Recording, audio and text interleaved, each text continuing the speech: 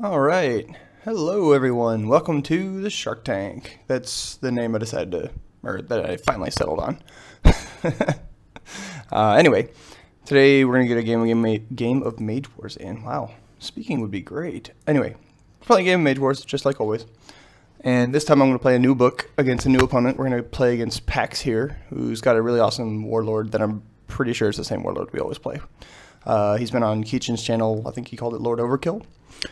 So I'm going to try out my new PressureMaster, and we're going to see how it goes. So, first turn is kind of running with the same experiment I've been running with all the mages lately, is running with double crystal, or double mana something. And so we're going to go ahead and kick this off. It'll be a really easy first turn for me, at least. I'm about 90% sure he's going to double flower as well, based on previous games, but sometimes he changes it up. Alright, passing the first quick, and I'm pretty sure he's going to do the same thing. Excuse me. There we go. And we're going to go ahead, we're going to go ahead and move just in case. I'll explain that in a second. I'm going to go ahead and move, cast a crystal here. And the reason I'm moving is that way there next turn, if nothing else, I can cast the Mind's Eye here and drop a Mage Bane on him. Though I might save that for another turn or two, but I have the option either way.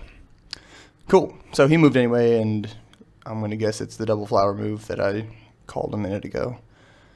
I've played this book a bunch of times. It's a really good book. It's really fun.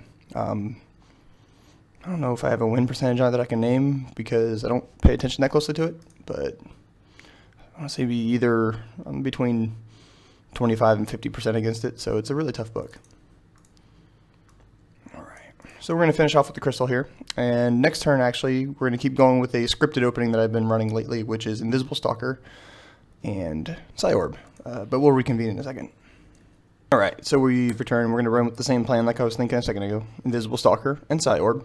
That way there it offsets the upkeep, and I'll have a few more things that require upkeep later on.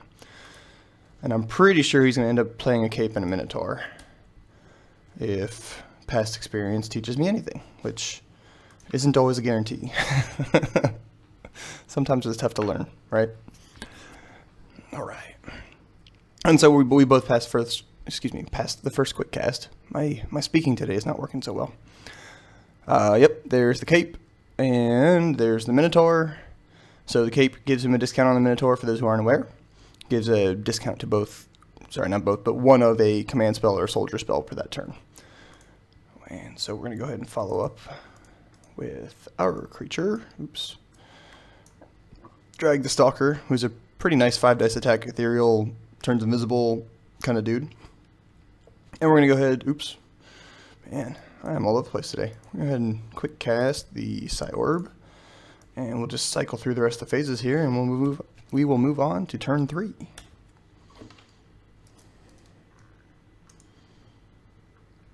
So this turn, I have planned a Mind's Eye as well as a Mage Bane. This allows me to cast the Mage Bane while possibly moving away from a potentially charging bull here. And we're also going to go ahead and run the Invisible Stalker just right at the Warlord. We're not going to attack anything. Sometimes it's fun just to freak people out. So they see this Invisible Stalker again, they start trying to play around him, which is fine because that gives us more time to develop where we're going with this. And so I'm going to go ahead and pass first quick cast since I can't actually reach him with the Mage Bane now. Normally I'd like to cast him before he casts any spells, but we got lucky. He's going to wait anyway. Okay, so I'm going to go ahead and quick cast the Mind's Eye. And we're going to go ahead and reach all the way out over here, 2 zones away. And I'm actually going to go ahead and move here, put a ready marker, and use it on the Mind's Eye. Cast a Mage Bane onto the Warlord, and we will reveal it. That's a whole lot that just happened right away. But this way here we can start putting some direct damage onto the Warlord whenever he starts doing his build-up as well. So we gain a little bit more of an advantage in the longer the game goes when he keeps doing that because, I mean, right now he starts off with more life than I do. So this is my quick way to equalize that a little bit. Because eventually we're going to go ahead and run this whole Deathlock thing down. He'd probably get a charge into it, but we're hoping he's dead before it matters. And he's going to go ahead, I'm going to guess he's going to double enchant the Minotaur. Oh, no. He's going to cast Champion's Gauntlets. That tells me a Dispel Wand is coming out, which is perfect because we have steel equipment. I'm going to take his wand from him. And so that was he quicked a enchantment onto the Minotaur, and then he cast the Gauntlets, which protect anything in his hands from being destroyed. It doesn't say stolen. So I'm going to go ahead and run that guy over there, tell him I'm done, and then I think he's going to just not do anything except guard with the Minotaur, but the guard doesn't do any good against an invisible foe anyway.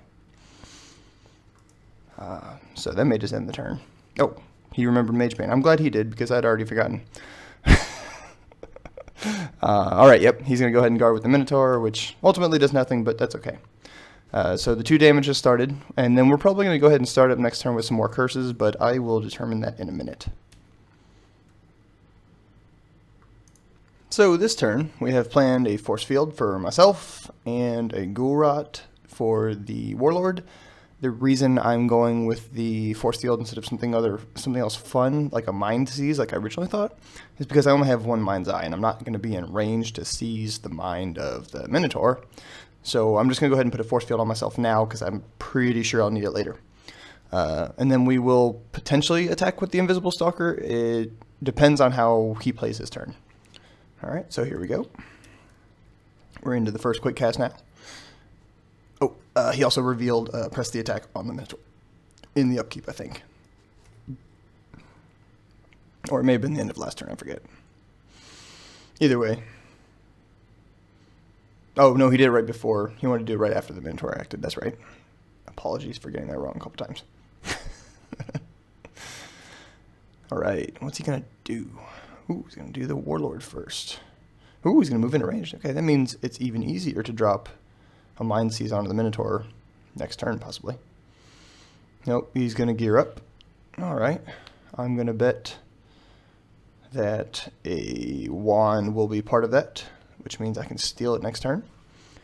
And I'm going to also guess that there's going to be a Harshforged Plate coming based on the amount of mana he's got. And I don't know what the third one will be. Let's find out.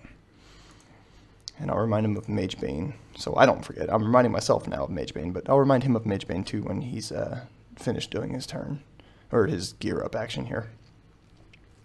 Gear up's a really nice spell for those who haven't seen it. It's you pay 2 mana and a quick cast to basically quick cast 3 more pieces of armor onto yourself, or 3 pieces of equipment onto yourself. Doesn't have to be armor. Ooh, couple wands, cool. So I was kind of correct. There's a wand. He usually likes to do teleport wands. I'm just going to steal it to mess with him because it throws off his plan. It looks like the Force Field may come in handy relatively quickly as well. So that'll be fun. And with that, I'm going to guess that there might be an ethereal attack onto here based on the fact that he hasn't spent his quick cast yet. And he's probably going to wait for the Stalker to attack something, and then he's going to attack the Stalker. Which is fine. That just means he's going to hold his attack, or he's going to hold his other spell for a while. Which is kind of what the Stalker's there for, just to play mind games with people. And let's see what he does. Is he going to finish his turn? Nope, he remembered Magebane, and he's going to finish his turn. Alright. So, he has 8 mana left.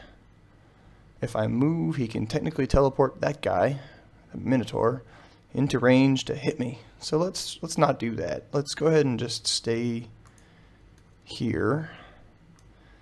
Cast the Force Field onto myself anyway.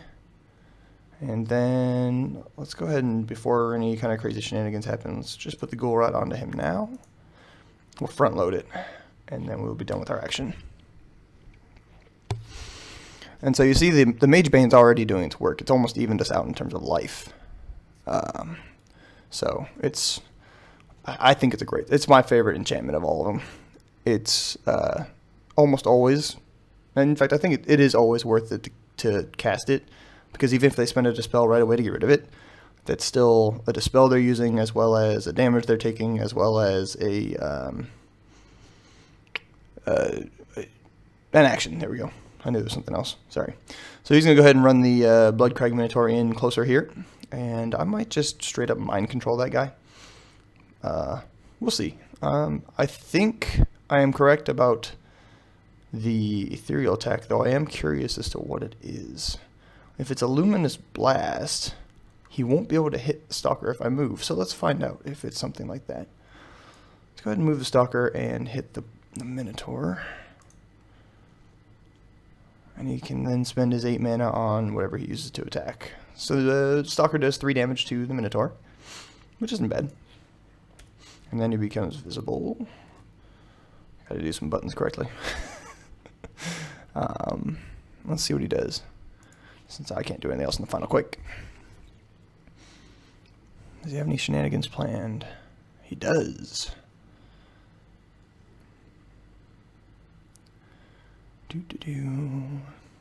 It's a jet stream. That's not as bad as I thought it could be. So 2 dice, both of them rolled a blank, though he did get a push. So he's going to push him in this direction. Cool. 0 damage. Now I know what's on there, so I have more information, and I know I don't want to steal it. And then I'm probably just going to steal the wand. And that's it for this turn.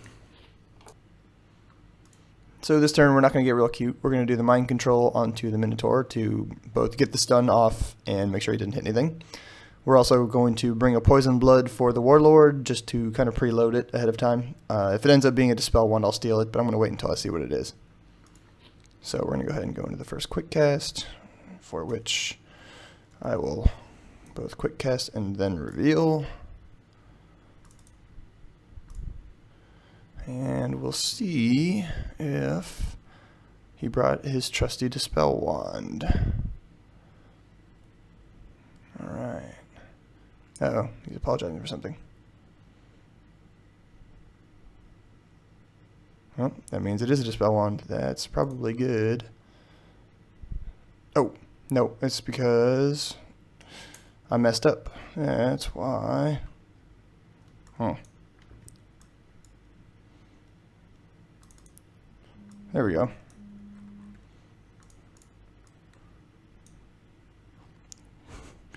Come on. Why isn't this not working? This is me screwing up, by the way. It has to be within 1 range. So that puts me back at 13.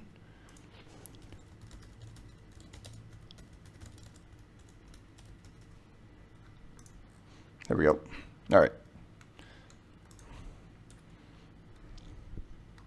Anyway, back to where we were. It won't change much, because he's either going to seek and dispel it, or I'm just going to move in and do the same thing. Let's see, targets it with a mind shield. That's what I'm pretty sure it is. I've seen him play that before. So, the good news is I have enough for a force field, and I can just seek and dispel next turn. Which is how that is going to end up going, because force field cost me 10, that's going to cost me 2. I think that's going to be okay. I'm actually alright with that. Alright. Cool. Now we have everything preloaded how we want. He's going to go ahead and come charging right in and get force fielded. Barring a, barring a seek and dispel. But even that puts more damage on him? Question? Yep. Alright. We're just going to go ahead and reveal that now for 10 mana. We got a force field. Hooray! Bloodcrag Minotaur doesn't do anything. And as soon as it decides to automate, we'll move right along. Because it didn't really have a whole lot of other options here. Okay, maybe he's going to cancel it. I was trying to reveal it right when he attacked, but that's okay.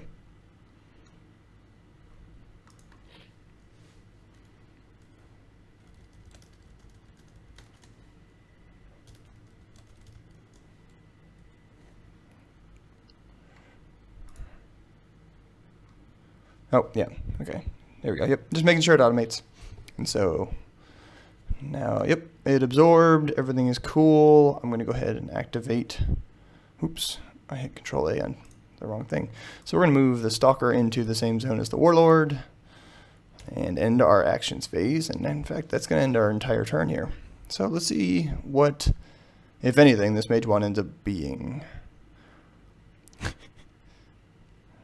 Alright, he's going to cast a spell based on the Mage Bane damage he just took. And, hey, I'm right, it is a Dispel. Alright, he used all large amount of his mana for that, which is fine. Means I can prep a Seeking Dispel, and I can prep a Steel Equipment. I can take that wand from him. I might take a hit from the Minotaur in the process, but that's not a huge deal. And then I can reveal Mind Control on... Actually, I might be able to just do that next turn. I'm going to count the mana here in a second. It could cost quite a bit. But that's it for this turn. Alright. So, this turn I have prepared a Steel Equipment to take his wand, and I have prepared a Seeking Dispel for the Mind Shield.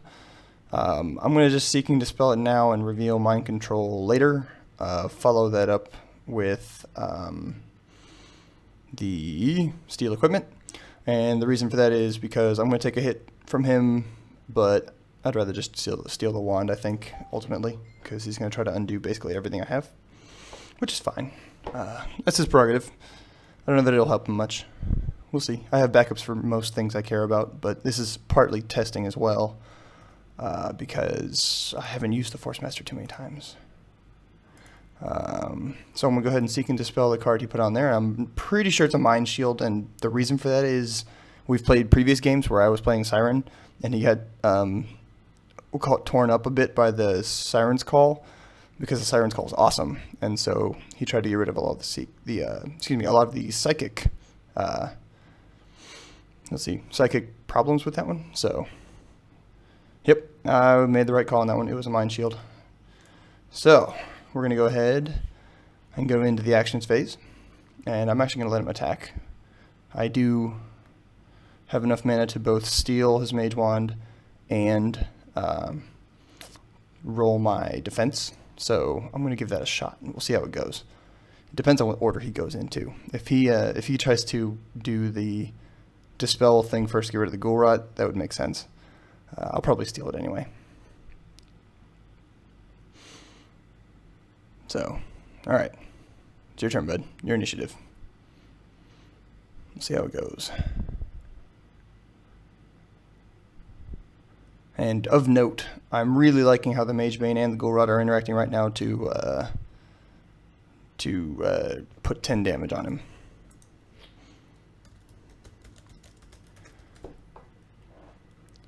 Like, that's a pretty steep amount of damage to be behind right now. And so,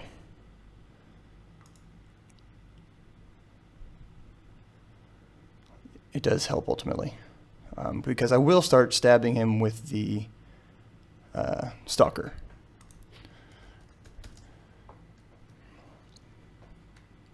And the Stalker's going to help do some more damage. So that's 5 more dice on top of Mage Bane, Ghoul Rot, and anything else I can do. And eventually I'm going to Mind Control this guy, but we'll see what happens.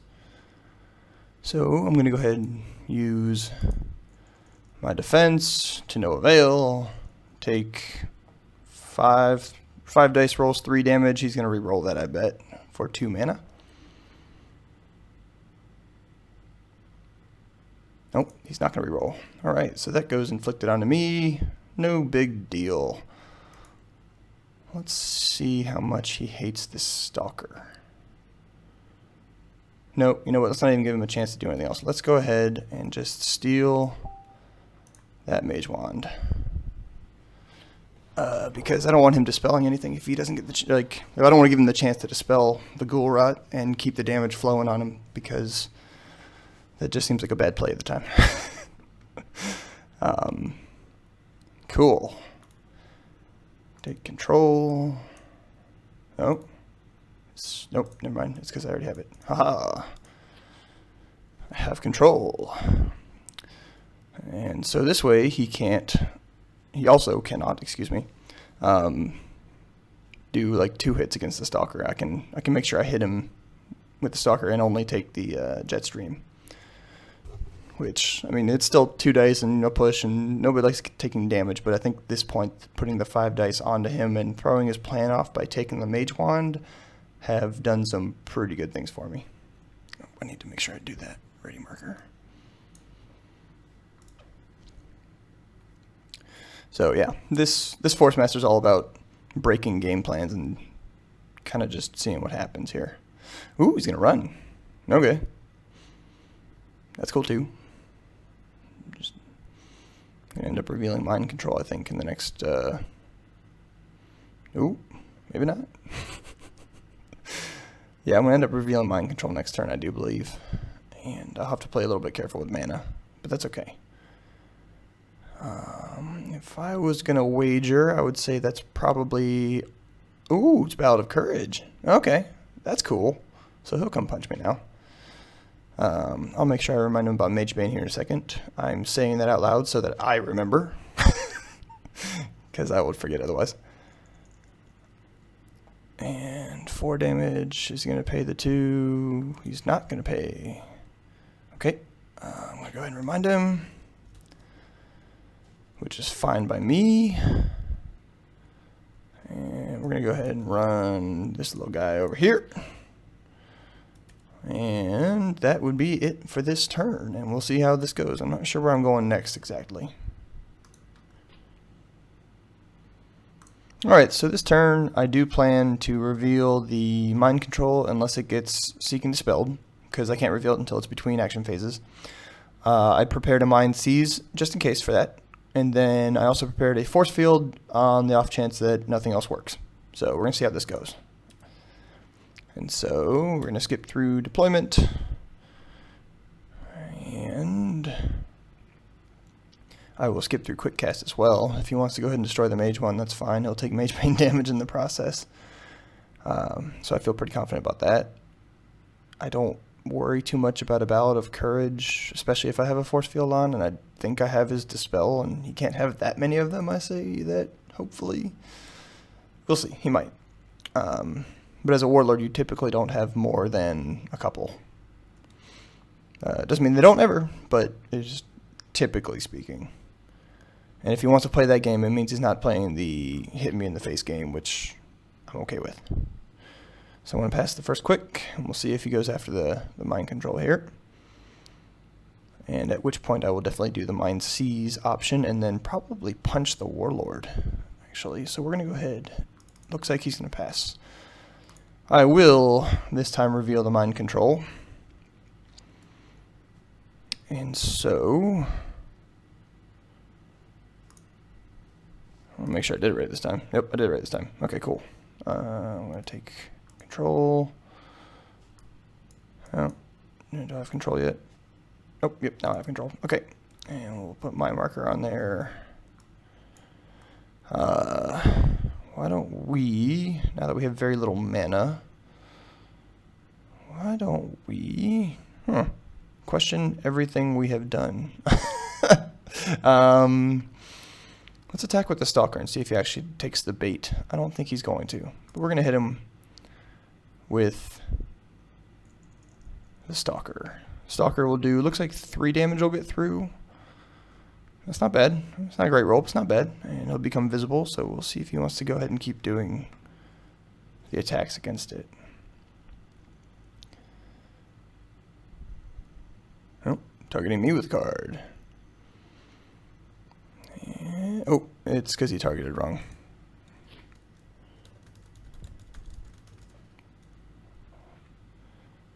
There we go.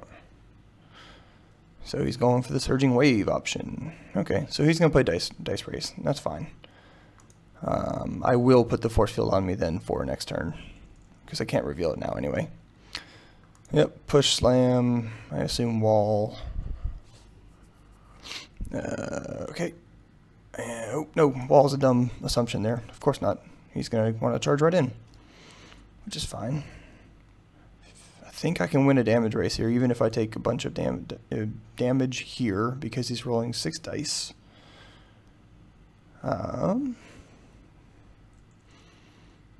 His 6 dice did 4 damage, and he does not get a reroll. That's not terrible. I can handle that. I will go ahead and remove the stun. Oh, he says he may give up. May to me does not mean will yet, though, so I'm going to keep acting like we're playing. So I'm gonna activate. Oop, no stun. I guess I should ask him.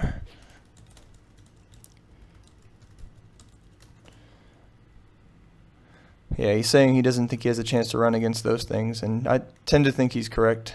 So we're going to go ahead and he's going to concede in this match. Thanks for playing, PAXzzz. That was a fun match. It was a really good test for the PressureMaster. It actually helps me understand that I'm taking a little bit too much damage in the process. I think while I may have control now, I'd rather not take 14 out of 32 in the process of doing the whole setup thing here. For those of you who watched today and enjoyed it, let me know what you think. And this is my new PressureMaster, so I'm trying a whole bunch of things. If you have cool ideas, let me know. This is Shark Tank Episode 3, When in Doubt, Kill It with Fire.